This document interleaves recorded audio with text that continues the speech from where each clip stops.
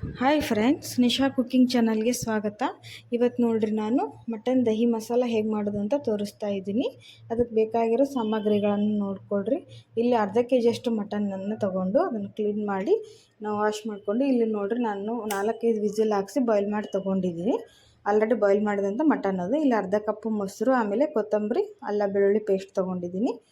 ಎಲ್ಲ ಮಿಕ್ಸ್ ಮಾಡಿ ಪೇಸ್ಟ್ ಮಾಡಿದಂಥದ್ದು. ಇಲ್ಲಿ 2 ಉಳ್ಳಾಗಡ್ಡಿ ಮತ್ತು 2 ಟೊಮೆಟೊ, ಒಂದು 3-4 ಹಸಿಮೆಣಸಿನ್ಕಾಯಿನ ಕಟ್ ಮಾಡಿ ಇಟ್ಕೊಂಡಿದ್ದೀನಿ ಒಗ್ಗರಣೆಗೆ. ಇಲ್ಲಿ ಬಾಣಲೆನ ಬಿಸಿ ಮಾಡಿರಿ. ಕಡಾಯಿ ಬಿಸಿ ಮಾಡಿ ಇದಕ್ಕೆ 2 ಸ್ಪೂನಷ್ಟು ಎಣ್ಣೆ ಹಾಕ್ಕೊಳ್ರಿ ಒಗ್ಗರಣೆಗೆ. ಎಣ್ಣೆ ಬಿಸಿ ಆಗಲಿ. ಇದಕ್ಕೆ ನಾನು ಇಲ್ಲಿ ಹೋಲ್ ಗರಂ ಮಸಾಲ ತೊಗೊಂಡಿದ್ದೀನಿ.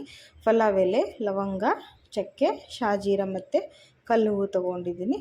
ಇದನ್ನು ಇವಾಗ ಎಣ್ಣೆ ಬಿಸಿ ಆಗಿದೆ ಅಲ್ವ, ಇದರಲ್ಲಿ ಹಾಕಿ ಸ್ವಲ್ಪ ಫ್ರೈ ಮಾಡ್ಕೊಳ್ಳೋಣ. ಅದ್ರ ಫ್ಲೇವರ್ ಬಿಟ್ಟರೆ ಚೆನ್ನಾಗಿರುತ್ತೆ ಅದರಲ್ಲಿ.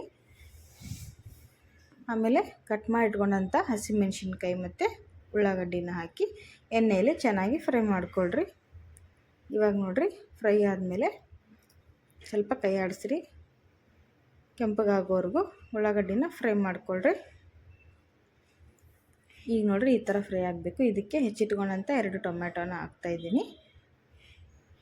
ಟೊಮೆಟೊ ಕೂಡ ಚೆನ್ನಾಗಿ ಎಣ್ಣೆಲಿ ಫ್ರೈ ಮಾಡ್ಕೊಳ್ರಿ. ಸ್ವಲ್ಪ ಹೊತ್ತು ಕೈ ಆಡಿಸಿ ಫ್ರೈ ಆಗೋಕ್ಕೆ ಬಿಟ್ಬಿಡಿ. ಇದಕ್ಕೆ ಇವಾಗ ನಾನು ಹೇಳಿದ್ನಲ್ವ, ಕೊತ್ತಂಬರಿ, ಅಲ್ಲ, ಬೆಳ್ಳುಳ್ಳಿ 3 ಸೇರಿ ಮಿಕ್ಸಿ ಮಾಡ್ಕೊಂಡಂಥ ಪೇಸ್ಟ್ ಇದು. ಇದೊಂದು ಪೇಸ್ಟ್ ಇದ್ದರೆ ಬೇಗನೆ ಇದು ಫ್ರೈ ರೆಡಿ ಆಗುತ್ತೆ ದಹಿ ಮಸಾಲ. ಇದಕ್ಕೆ 2 ಸ್ಪೂನಷ್ಟು ಹಾಕ್ತಾಯಿದ್ದೀನಿ. ಅದನ್ನು ಮಸಾಲೆನ, ಕೊತ್ತಂಬರಿ, ಅಲ್ಲ, ಬೆಳ್ಳುಳ್ಳಿ ಪೇಸ್ಟನ್ನು ಹಾಕ್ತಾಯಿದ್ದೀನಿ. ಹಾಕಿ ಸರಿಯಾಗಿ ಹಸಿ ವಾಸನೆ ಹೋಗೋವರೆಗೂ ಫ್ರೈ ಮಾಡ್ಕೊಳ್ರಿ. ಮಸಾಲೆ ಚೆನ್ನಾಗಿ ಎಣ್ಣೆಯಲ್ಲಿ ಫ್ರೈ ಆಗಬೇಕು, ಅದು ಹಸಿ ಸ್ಮೆಲ್ ಹೋಗೋವರೆಗೂ, ಅಂದರೆ ಕರಿ ಚೆನ್ನಾಗಿ ಬರುತ್ತೆ. ಇವಾಗ ಇದಕ್ಕೆ 1 ಸ್ಪೂನಷ್ಟು ಅರಿಶಿನ ಪುಡಿ ಹಾಕ್ತಾಯಿದ್ದೀನಿ. ಹಾಕಿ ಚೆನ್ನಾಗಿ ಇದನ್ನು ಕೂಡ ಸರಿಯಾಗಿ ಫ್ರೈ ಮಾಡಿಕೊಡ್ರಿ. ಇವಾಗ ನೋಡ್ರಿ, ಎಲ್ಲ ಮಸಾಲೆ ಚೆನ್ನಾಗಿ ಫ್ರೈ ಆಗಿದೆ. ರುಚಿಗೆ ತಕ್ಕಷ್ಟು ಉಪ್ಪು ಹಾಕ್ಕೊಳ್ರಿ. ಮಟನ್ನಿಗೂ ಸ್ವಲ್ಪ ಹಾಕಿ ಕುದಿಸಿರ್ತೀವಿ, ಹಾಗಾಗಿ ಇಲ್ಲಿ ಮಸಾಲೆಗೆ ಎಷ್ಟು ಬೇಕೋ ಅಷ್ಟೇ ಹಾಕ್ಕೊಳ್ರಿ. ಜಾಸ್ತಿ ಹಾಕಿದರೆ ಮತ್ತೆ ಜಾಸ್ತಿ ಆಗುತ್ತೆ, ಅದರಲ್ಲಿ ಹಾಕಿದ್ದೀವಲ್ಲ, ಅದಕ್ಕಾಗಿ ಸ್ವಲ್ಪ ನೋಡಿ ಹಾಕ್ಕೊಳ್ರಿ. ಇಲ್ಲಿ ನೋಡಿರಿ, ಬಾಯ್ಲ್ ಮಾಡಿ ತೊಗೊಂಡಂಥ ಮಟನನ್ನು ಹಾಕ್ತಾಯಿದ್ದೀನಿ ನಾನು. ಹಾಕಿ ಚೆನ್ನಾಗಿ ಒಂದು 2-3 ನಿಮಿಷ ಇದನ್ನು ಎಣ್ಣೆಯಲ್ಲಿ ಫ್ರೈ ಮಾಡಿಕೊಳ್ರಿ. ಮಟನನ್ನು ಆಲ್ರೆಡಿ ಬಾಯ್ಲ್ ಆಗಿದೆ ಇದು. 1-2 ನಿಮಿಷ ಇದನ್ನು ಫ್ರೈ ಆಗೋಕ್ಕೆ ಬಿಟ್ಬಿಡಿ. ಇಲ್ಲಿ ದಹಿ ಮಸಾಲ ರೆಡಿ ಮಾಡ್ಕೊಳ್ಳೋಣ. ಅರ್ಧ ಕಪ್ಪಷ್ಟು ಮೊಸರನ್ನ ತೊಗೊಂಡಿದ್ದೀನಿ. ಇದಕ್ಕೆ ಇವಾಗ ನಾನು 1 ಸ್ಪೂನು ಖಾರದ ಪುಡಿ ಹಾಕ್ತಾಯಿದ್ದೀನಿ. ಆಮೇಲೆ 1 ಸ್ಪೂನು ಧನಿಯಾ ಪುಡಿ, ಆಮೇಲೆ 1 ಸ್ಪೂನು ಗರಂ ಮಸಾಲ, ಇಷ್ಟೇ ಹಾಕಿ ಇದನ್ನು ಸರಿಯಾಗಿ ಮೊಸರಲ್ಲಿ ಮಿಕ್ಸ್ ಮಾಡಿಕೊಡ್ರಿ.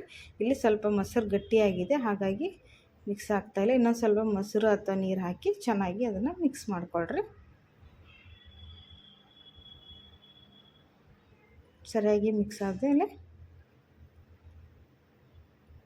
ಇವಾಗ ನೋಡ್ರಿ, ನಾವು ಕಲಸಿದಂಥ ಮೊಸರನ್ನು ಇದಕ್ಕೆ ಹಾಕೋಣ. ಮಸಾಲೆನ ಹಾಕಿ ಮತ್ತೆ 1-2 ನಿಮಿಷ ಮಟನನ್ನು ಸರಿಯಾಗಿ ಫ್ರೈ ಮಾಡಿಕೊಡ್ರಿ. ತುಂಬ ಟೇಸ್ಟಿಯಾಗಿ ರಿಚ್ ಟೇಸ್ಟ್ ಕೊಡುತ್ತೆ ಇದು ಮಟನ್ನು. ಈ ಥರ ಮಾಡ್ಕೊಂಡು ತಿಂದು ನೋಡಿರಿ ಫ್ರೆಂಡ್ಸ್, ಚೆನ್ನಾಗಿರುತ್ತೆ. ಅದು ಮಸಾಲೆಗಳನ್ನು ರುಬ್ಬೋ ಅವಶ್ಯಕತೆ ಇರೋದಿಲ್ಲ.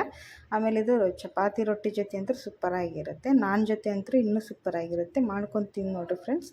ನಿಮಗೆ ಇಷ್ಟ ಆಗಿದೆ ಅಂದ್ಕೊತೀನಿ. ಈ ರೆಸಿಪಿ ಇಷ್ಟ ಆದರೆ ನಮ್ಮ ಚಾನಲ್ಗೆ ಸಬ್ಸ್ಕ್ರೈಬ್ ಮಾಡಿರಿ. ಆಮೇಲೆ ತಪ್ಪದೆ ಬೆಲ್ ಐಕನನ್ನು ಪ್ರೆಸ್ ಮಾಡಿಕೊಡ್ರಿ. ನಿಮ್ಮ ಫ್ಯಾಮಿಲಿ ಫ್ರೆಂಡ್ಸ್ ಜೊತೆ ಶೇರ್ ಮಾಡಿರಿ. ಇಲ್ಲಿ ನೋಡಿರಿ, ಅದು ದಹಿ ಮಸಾಲ ಹಾಕಿದ ಮೇಲೆ ಒಂದು 5 ನಿಮಿಷ ಇದನ್ನು ಸಣ್ಣ ಉರಿಲಿ ಈ ಥರ ಫ್ರೈ ಆಗಕ್ಕೆ ಬಿಟ್ಟರೆ ಮಟನ್ ದಹಿ ಮಸಾಲ ರೆಡಿ ಆಯಿತು. ಲಾಸ್ಟಲ್ಲಿ ಇವಾಗ ನಾನು ಕಸ್ತೂರಿ ಮೇಥಿ ಹಾಕಿ ಇನ್ನೊಂದು 1 ನಿಮಿಷ ಸ್ವಲ್ಪ ಫ್ರೈ ಮಾಡಿಬಿಟ್ಬಿಡ್ರಿ. ಆಮೇಲೆ ಅದ್ರ ಫ್ಲೇವರ್ ಕೂಡ ತೊಗೊಂಡ್ರೆ ಮಟನ್ ಮಸಾಲ ದಹಿ ಮಸಾಲ ರೆಡಿ ಆಯಿತು. ನೀವು ಇಷ್ಟಪಡ್ತೀರಾ ಅಂದ್ಕೊಂಡಿದ್ದೀನಿ ಫ್ರೆಂಡ್ಸ್. ವಿಡಿಯೋನ ಸ್ಕಿಪ್ ಮಾಡದೆ ನೋಡಿರಿ. ನಿಮ್ಗೆ ಇಷ್ಟ ಆದರೆ ನಮ್ಮ ಚಾನಲ್ಗೆ ಸಬ್ಸ್ಕ್ರೈಬ್ ಮಾಡಿ ವಿಡಿಯೋ ನೋಡಿ ಅಂತ ಹೇಳ್ತಾಯಿದ್ದೀನಿ ಫ್ರೆಂಡ್ಸ್. ಹೀಗೆ ನಂಗೆ ಸಪೋರ್ಟ್ ಮಾಡ್ತಾಯಿರಿ. ಬಾಯ್.